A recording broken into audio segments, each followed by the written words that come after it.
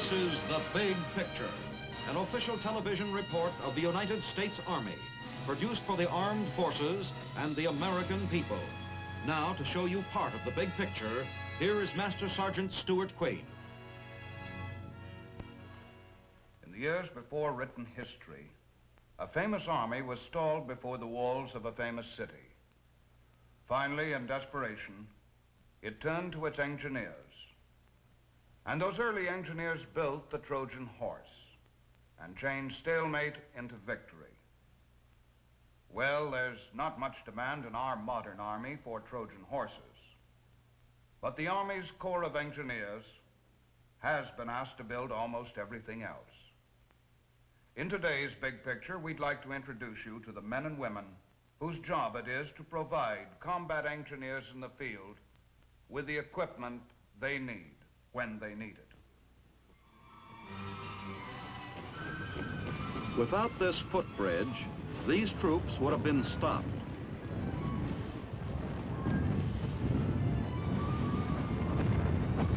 Without this floating bridge, a lifeline of vital heavy equipment would have been halted.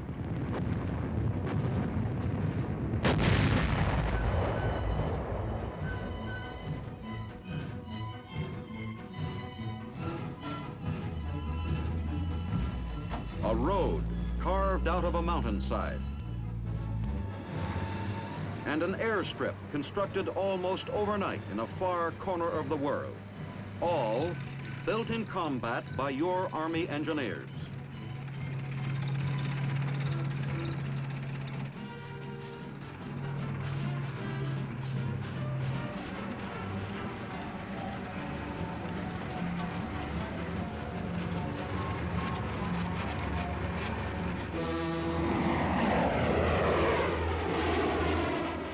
Here and there is a temporary sign, but there are thousands of projects which are unmarked.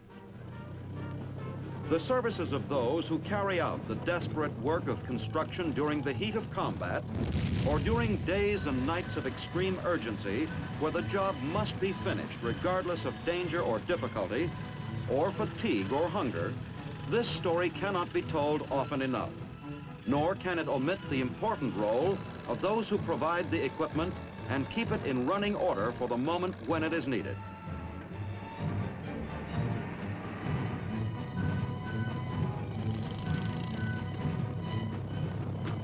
In America's defense, not only men, but equipment, the right equipment, must be ready. In times of peace, your engineers must be instantly prepared to give aid when disaster strikes, when nature goes out of control.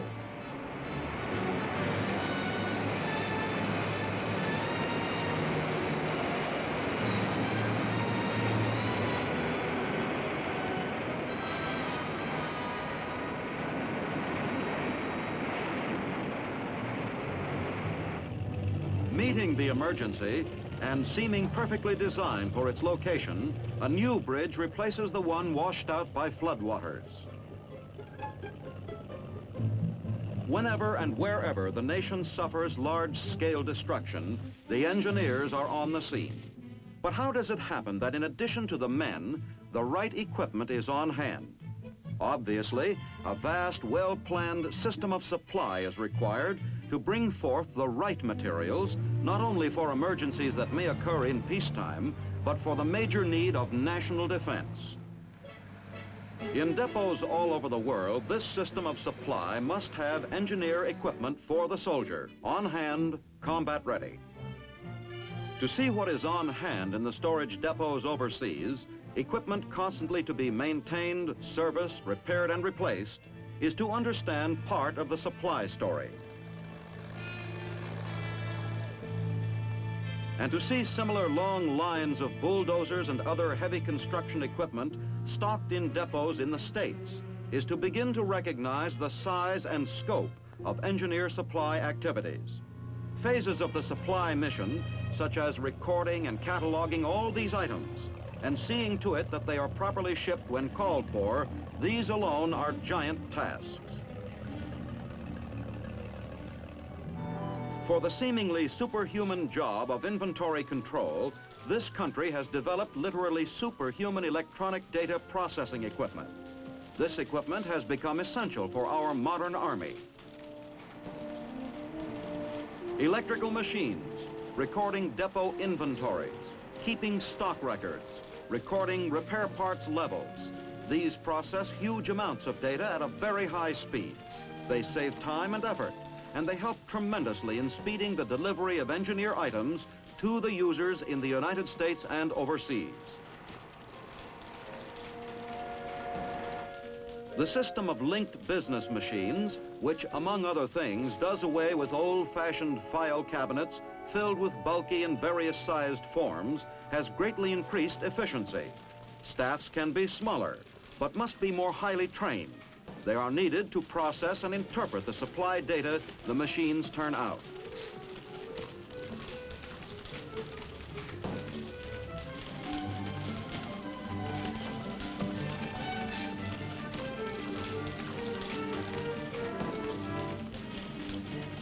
All information is translated into machine codes on small, compact, easy-to-store punched cards.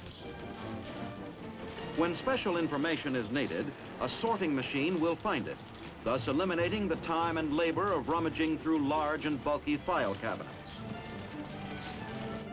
The newest, most elaborate equipment used by the Corps of Engineers is the giant electronic brain. The brain's memory is on reels of magnetic tape, which carry the facts and figures of supply. As many as 40,000 characters of information are available at any one time.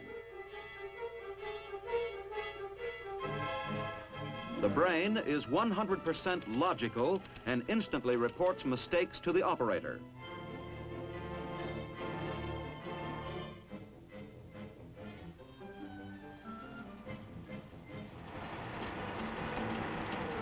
Besides analyzing data, the machine is able to predict future trends in supply requirements.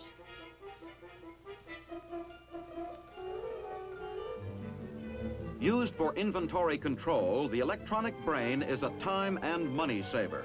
A product of American ingenuity, it is of tremendous value to national defense. Here in the depots are the facts and figures in physical form that the brain handles and digests with such remarkable ease. Masses of construction equipment as far as the eye can see, and all of it, each item, is well known and recorded in the extensive data system of engineer supply by number, location, and condition.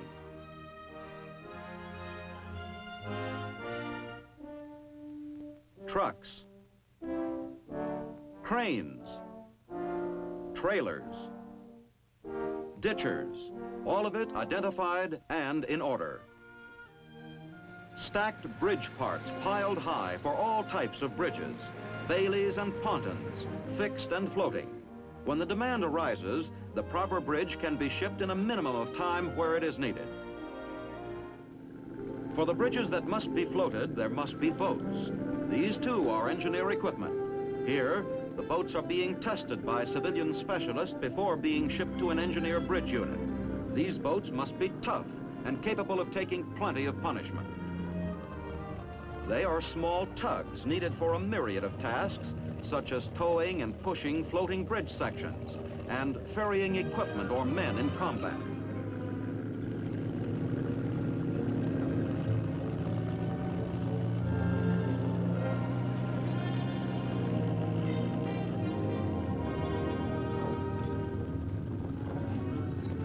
They are easily handled, lifted in and out of the water as simply as toys.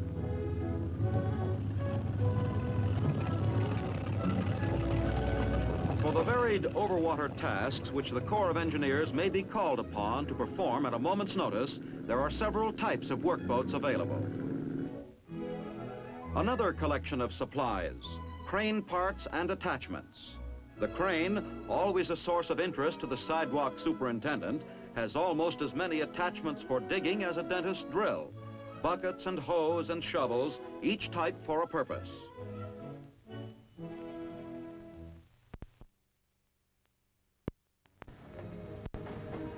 To see even a portion of what is contained in the engineer supply system is to understand a phase of American preparedness, the large amounts of different kinds of construction equipment and supplies. These are weapons too. They are the very best that American industry can produce for our military construction forces. They are essential to success in war. Because equipment must be ready for issue at all times, the supply mission includes care and preservation of this equipment.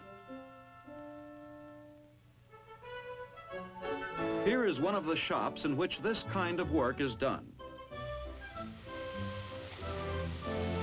Steam cleaning. Each item receives the individual treatment it requires. There was a time when mothballing techniques applied to such vehicles as this baby bulldozer meant a liberal pouring of grease over everything in sight. Today, preservatives are applied to relatively few parts of the equipment.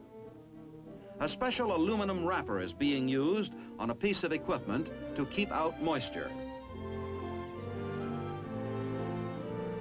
The aluminum cloth moisture barrier will protect this item indefinitely under normal storage conditions. The cloth is sealed by machine. Delicate instruments are given this type of storage treatment. One tractor, protected against weather for anywhere from 18 months to 3 years, ready to leave the care and preservation shop for storage. No one knows when it may be called for. It may be 3 weeks, 3 months, or 3 years. It may be for the Arctic, or the tropics, for the desert or the jungle. But when the demand comes, the equipment must be ready. Those machines returned from the field for overhaul are regarded as something of a challenge by the men in the repair shop. It's a major job to strip down a bulldozer, but in doing so, in providing a top-to-bottom overhaul, even to sandblasting the body and parts clean of old paint, the aim is to return the machine to the user as good as or better than new. After a paint job, a dozer blade is attached to this model and it is ready to roll.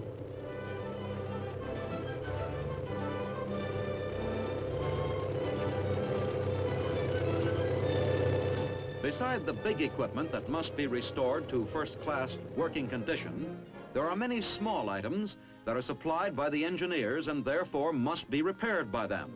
The infantryman's sniper scope is one of these. Capable of throwing a beam of infrared light for a considerable distance, the sniper scope is used at night to allow American sharpshooters to literally see in the dark. Precise measurements are all important in instrument repair shops where meters and gauges themselves are repaired.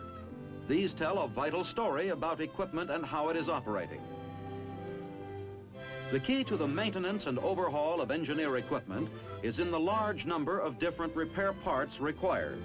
Inventory control of repair parts is a complex and difficult operation. Electronic machines greatly facilitate the work of procurement, storage, and issue of repair parts. A request comes in the form of a punched card. The holes carry all the information: requesting agency, date, the part required, method of shipment, and so on. This card and others are fed into the machine, and the electronic brain will locate the nearest depot storing the part, issue a warehouse order, and report the number of spares in stock. No one need refer to the files, no pages need be studied, no telephone calls need be made.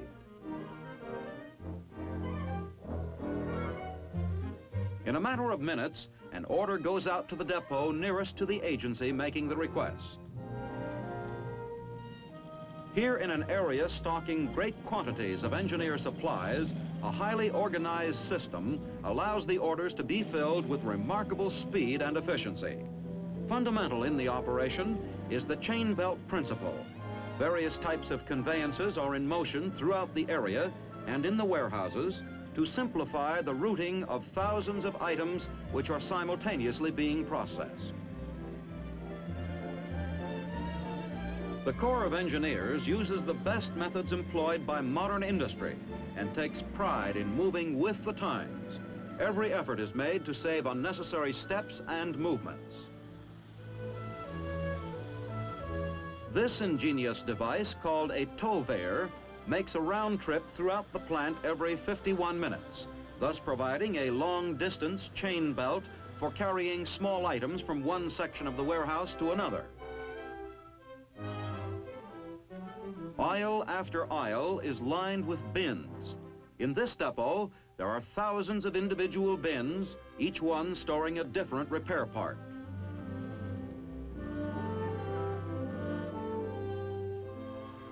And in few of these bins is there time for dust to gather, for almost all of them contain fast turnover items. Also, every phase of the operation has been scientifically worked out from the standpoint of the individual worker to avoid strain and to prevent injury. In the bins, items are stored according to weight and size. Commonly drawn items are at elbow height, while the light items are frequently stored at the very top. The items selected are now headed for the shipping department. There is no pause in filling the order from the time it is received.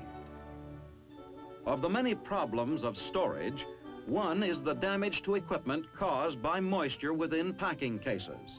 A humidity sensing device is being used here to indicate the moisture within the box.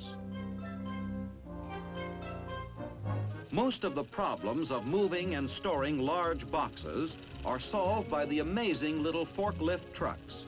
These are an integral part of any large warehouse operation.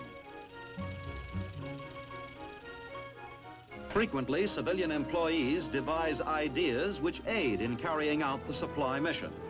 A set of rollers eliminates tugging and straining in the handling of heavy boxes. And here, a machine called a Packmaster, which wraps small parts, was improved upon by an employee's suggestion to the effect that the same machine could label the part as well as pack it. There are endless problems in packaging small parts. A plastic shield protecting the operator from flying particles given off by this sealing machine was an employee's suggestion, resulting in safer operation. To protect the individual and to speed the part on its way, these are two important aims in this phase of engineer supply. Among the many methods of protecting parts is a dip in a plastic bath, simple and effective. The tow-veyor arrives in the shipping section with an order transmitted earlier by the electronic brain, fan blades destined for a depot in France. Here, the supplies are given final packing and are addressed.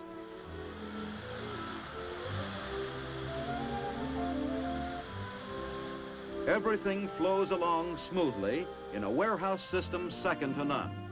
At many stages, there are machines to carry out work that once took many man-hours. A banding machine quickly and neatly reinforces the box.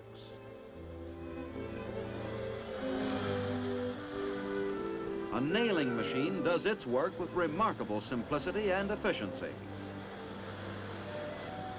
The fan blades are on their way. In a few hours, they will be on a plane, and in a few days, they will be at the depot in France.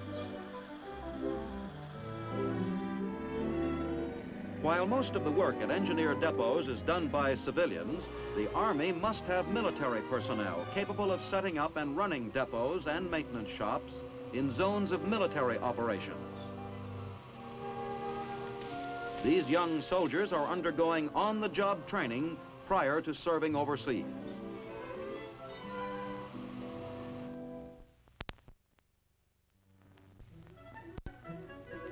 Part of the training includes running their own depot, participating in all the basic supply activities that are commonly found in the full-scale operation. Working with an assortment of supplies, they become familiar with the practical problems of stock issue and control.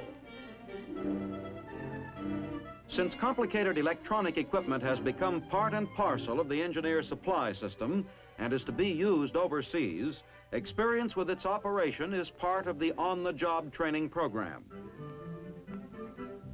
Men have been selected on the basis of aptitude for this advanced instruction. Many career opportunities are present in this field.